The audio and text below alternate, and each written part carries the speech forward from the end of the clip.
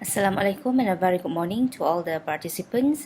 I'm Norwani Binti Ramli, currently a PhD candidate of University Technology Mora. I am also currently working as Assistant Director of Policy Planning at Matriculation Division, Malaysia Ministry of Education. My SVs are Associate Professor T.S. Dr. Roslinda alias and Professor Dr. Haja Nur Azia alias. The title of my research is Impediments and Enablers to Implement Digital Learning, a focus group discussion of Malaysia's school educational technology leaders in the wake of COVID. Here's the outline of my presentation. I'm going to start by introducing the background of study first, followed by problem statements, research objectives and research questions, literature review, research methodology, findings, discussions, and conclusions and recommendations. Okay, so firstly, what is digital learning? With the myriads of technology-assisted learning styles, the definition of digital learning should be made clearer, as mentioned by Kumar Basak, Water and Balanger in 2018. We have heard of online learning, hybrid learning, mobile learning. So what is actually digital learning? And according to US Office of Educational Technology 2020, digital learning was defined as any instructional practice that effectively uses technology to strengthen a student's learning experiences and encompasses a wide spectrum of tools and practice. However, this sounds a bit too broad. Hence, in Malaysian education context, this study derived the definition of digital learning from the definition of blended learning by Horn 2012 that stated any time a student learns at best at least in a part at a supervised brick and mortar location away from home and at least in part through online delivery with some elements of students' control over time, place, path and or pace. And years before, when we discussed on the challenges in implementing digital learning, little discussion has been made on the lower education context. And however, this has changed. Studies by Haynes and Shelton 2018, Shin et al. 2019, UNESCO 2018 mentioned that students in lower education now frequently use digital learning, and although it was thought formerly intended for higher education, but now it has seeped into the lower education context and thus making it difficult for school administrators and teachers to cope. And Malaysia was not spared, especially when COVID hit. COVID somehow altered the situation whereby the adoption of digital technology became mandatory due to the outbreak. And although National Education Blueprint 2017 to 2025 has mapped leveraging technology in learning as one of the shift, and also but the implementation is still questionable. And in 2021, the DELIMA, Digital Educational Learning Initiative Malaysia, was introduced to be the platform for digital education. And together with the School Transformation Program, the S25, which aim to transform school leaders, teachers, and students to be more competitive in this digital area. For the problem statements, firstly, the issues here are students in lower education now have been using digital technologies in their learning, although it was intended for higher education before. According Haynes and Shelton 2018, Shin et al. 2019, and UNESCO 2018. And this has been made more serious with the COVID outbreak, whereby the adoption of digital learning was no longer voluntary, but now have become mandatory, which drove the teachers and students to adopt it. The problem came in when many school administrators and teachers found it difficult to cope with the changing trends. The web conferencing tools like Google Meet, Zoom, and Skype, which was seldom being used by the lower education students, were made available for them. And this creates another issues like accessibility and many more. So what's missing in this scenario is how to actually implement digital learning at the lower education level successfully. And what can be seen here is there is lack of good planning and preparation in many aspects. And also, since most of the research done about digital learning were at the higher education context, not many references can be referred to. And COVID also changed the landscape of lower education, whereby the exposure to digital learning is getting more massive. Hence, it is recommended to have more studies on the challenges faced by stakeholders of lower education, like school teachers and many more, so that these challenges can be identified and tackled, and thus digital learning can be implemented smoothly. For the research objectives, there are two. First is to identify the impediments, and second is to identify the enablers to implement digital learning in the wake of COVID. So for the research questions, they are what are the impediments and also what are the enablers. Okay, so for the literature review, many studies have been made on the impediments and enablers in implementing digital education, and ICT infrastructure has been mentioned as one of the impediments. James Baruch and Matt Yunus 2019 had found out that teachers in rural area did not use technology in the learning due to the limited ICT access. It was proven that the availability of the ICT infrastructure has a direct influence on the adoption of the technology. Ahmad Rapani, Ismail, Ahmad and Yusuf 2020 also found that 34.6% teachers never use ICT in their teaching because the schools did not support the use of applications. And school organizational issues also one of the contributing impediments.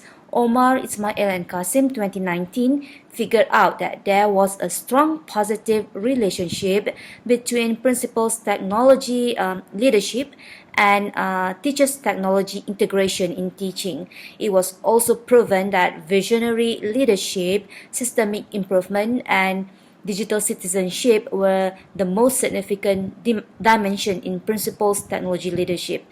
Furthermore, when it comes to teachers' roles and skills, Hart and Rashid 2019 mentioned that Malaysian school teachers were reluctant to use digital technology due to not having the confidence.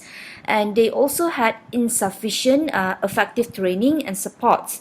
And this was further supported by Shafi'i, Majid and Ismail 2019 that not all teachers were well trained to integrate technology and also have the 21st century skills.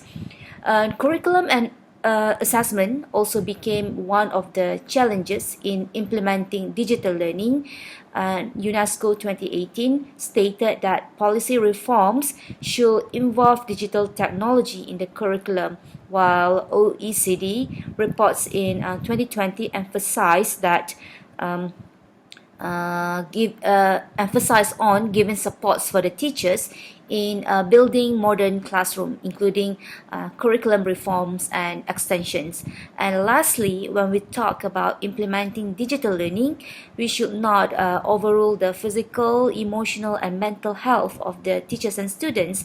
Hassan et al. Stated that technostress has become a critical issue among school teachers in Malaysia. Okay, so for the research methodology, this research was a qualitative research where focus group discussion was conducted. Purposive sampling was used with two criteria were set. One is having more than 10 years of experience in primary, secondary or pre-tertiary education, and also two, have developed, coordinated or led the schools in any digital learning programs. And with that, 8 teachers have been selected, however one withdrew on the last minute. For the procedures, this focus group discussion was conducted through Google Meet. Both Bahasa Malaysia and English language were used interchangeably according to the participants' preferences, and it was for 90 minutes and the whole Google Meet was recorded. The materials used was semi-structured in-depth interviews, and so for the data analysis, I used thematic analysis and also Atlasty software. Alright, moving on to the findings and discussion. For research question 1, what are the impediments in implementing digital learning in schools in Malaysia? And from the focus group discussion, it was found that 7 themes emerged for the impediments in digital learning implementation. Theme 1 is accessibility, where the focus group discussions participant mentioned about the problem to get the access to internet. They said that the internet connection was very slow, and also they have problems in getting the access to the technological device where they were not enough, and also problems in getting the access to digital learning materials and platforms. Theme 2, time management. During COVID, timetable clashes with other siblings were among the main problems because it relatively linked to the issue that not all the school children have their own gadgets, and also inappropriate time allocation as long hours were used on the screen. Theme 3 is on the digital learning as new norms.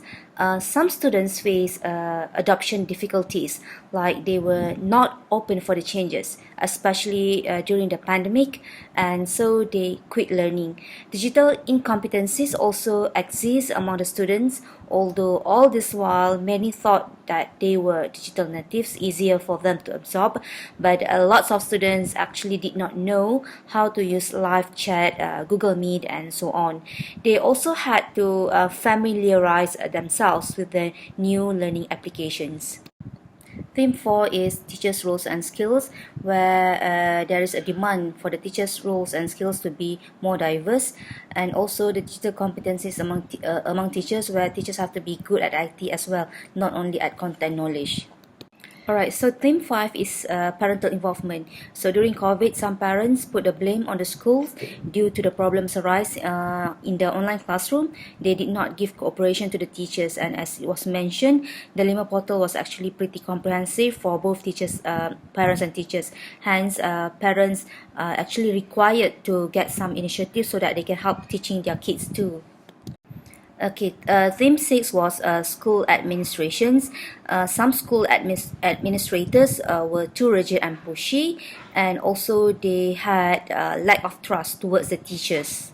Theme 7 is physical, emotional, and mental health of students, teachers, and parents. It was found that there were lack of empathy in the learning, whereby the timetable were too packed, especially for the primary school children, which eventually put pressure on both students and teachers. There were also no considerations for the special needs students. Alright, next is finding and discussion for research question 2. What are the enablers in implementing digital learning in schools in Malaysia? And the findings revealed 4 themes. Theme 1 is accessibility needs. So in order to have successful digital learning implementation, good access to internet was mentioned, and also good access to quality digital device, and also access for the teachers to get good digital learning materials. Alright, so theme 2 is empathetic learning, and this study found that to enable digital learning, all the stakeholders should acknowledge the challenges faced by the students, like how they deal with the surroundings. Also, there was a need to support the special needs children, especially when the usage of gadgets can actually disturb their sensory, and there was also a need to ensure the inclusivity in teaching, which no children should be left behind, and if the students could not join the online learning, for example, teachers should be more empathetic by providing them with the lessons of the day. Okay, so theme 3 is leadership. It is important to have school principals who are visionary in executing digital learning, and school leaders also should not be too rigid and be supportive and trustful towards the teachers. Alright, so the last theme for the enablers in implementing digital learning is the learning culture. To enable digital learning in schools, there must be a culture where learning was updated with the current interests of the students. For example, Mr. E mentioned that students nowadays were not keen on using Facebook, so the teachers moved the program to Instagram Live. And there must be also a culture that everyone is committed to provide a good platform for both teachers and students. But the support system was also mentioned to be deemed as important for the teachers to support each other, and also that teachers have this proactive culture whereby they went extra miles to actually improve the learning process.